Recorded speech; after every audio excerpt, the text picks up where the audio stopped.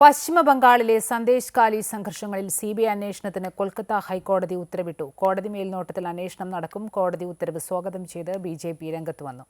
സന്ദേശ് ഖാലിയിലെ തൃണമൂൽ കോൺഗ്രസ് നേതാവ് ഷാജഹാൻ ഷെയ്ഖിന്റെ നേതൃത്വത്തിൽ സ്ത്രീകളെ ബലാത്സംഗം ചെയ്തുവെന്നും ഭൂമി ബലമായി തട്ടിയെടുത്തതായും ആരോപണമുയർന്നിരുന്നു.